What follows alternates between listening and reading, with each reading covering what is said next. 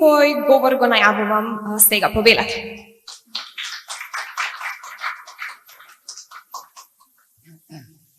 Добро вечер на сите. Сашо, благодарам за изворената можност што ми ја и чест што ми укажа да ја промовирам, туку да зборувам за оваа книга, која што ме радува што ја гледам во раците на многу луѓе вечерва тука. Јас имав чувство дека кај нас во Македонија слабо се чита. Се надевам дека ќе бидам демантиран и дека оваа книга ќе биде бестселер. И таа ги има сите елементи да биде бестселер. Има една приказна која што ако ја читаме во пета брзина или за една вечер, тие 212 страни, приказна која што е забавна, приказна која што е чудна, приказна која што ве вовлекува и не ве остава додека да изчитате. Меѓутоа, овој роман нема само една димензија, овој роман има многу димензии и тие ќе се откриваат веројатно во повеќе наврати и во повеќе читања. Јас, на пример, сметам дека имаш еден изразен, силен, интелектуален крик, што си го замаскирал во една приказна, за да не го видат лесно и за да се помачат тие што ќе ја читаат, силен интелектуален крик против се она што ни се случува. Не во политичка конотација, да не бидам разберен со етикета врз тебе или за книгата, туку во конотација на зоон политикон, дека она што ни се случува не уништува. Ти си го побарал одговорот, ти си го нашол, односно го нудиш на тие што читаат преку бактеријата која што го јаде мозокот на сите тука. И не си далеко од вистината. Овде некаква бактерија на вистина го јаде мозокот и го спушта критериумот. Ти си дал свое мислење, прилично жестоко, се пресметуваш со се она што не ти се допаѓа и тоа е вистинската улога на еден интелектуалец, да се спротивстави, да каже не, ова може на друг начин. За жал, во оваа држава има заговор на медиокритетите и ќе имаш многу голем проблем. Еве ќе кажам една приказна од нашите разговори. Ние водевме серија на разговори во врска со оваа промоција, меѓутоа и за неговите други романи, кога те собрале у станица на разговор. Треба да знаете зашто и како тој толку добро знае и пишува во неговите романи. Се работи за друг роман, Угурсус, за рецептот за динамит, како се прави.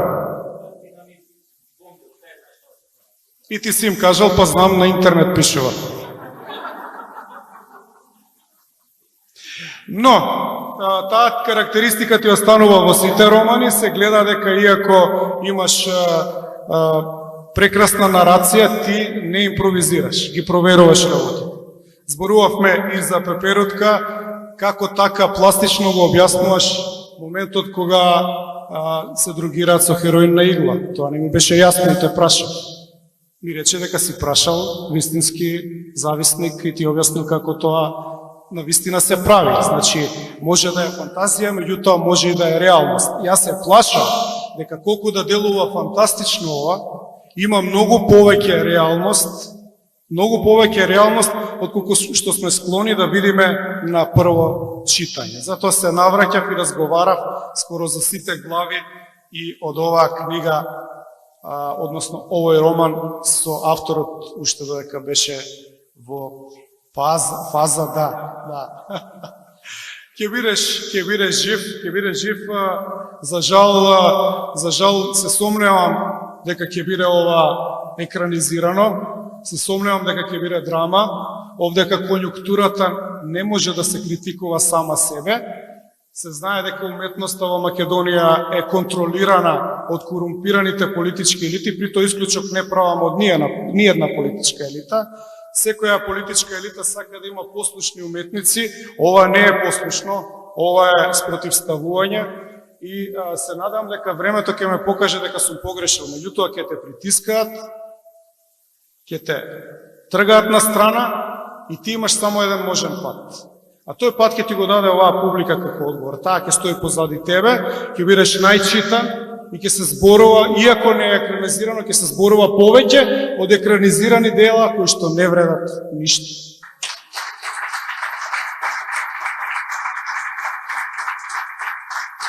Уште една работа, се разбира, многу е тешко после двете дами, после овие две жени вредни злато да се зборува. Се разбира, многу добар наслов, одличен наслов, и тој наслов ми се чини дека важи за сите жени и тука присутни. Ти си сакал да ја поставиш жената на пиедестал. Ова е наше конзервативно општество, жените за жал се уште се борат да не бидат етикетирани.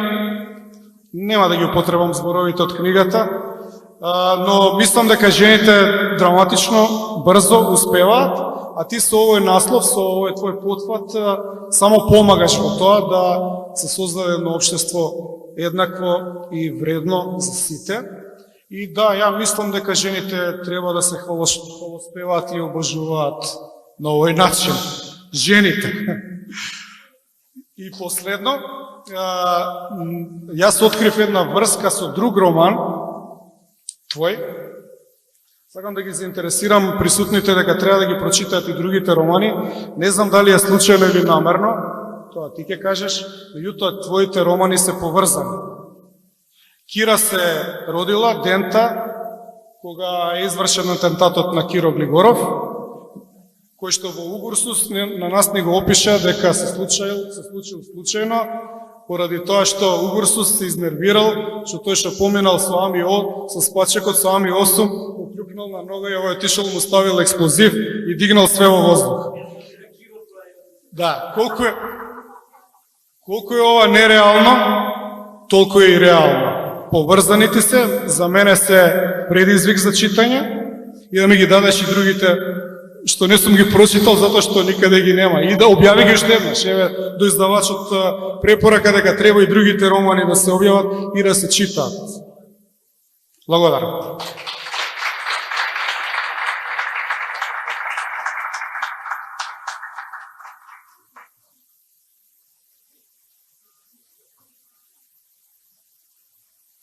Благодарам и за овој говор.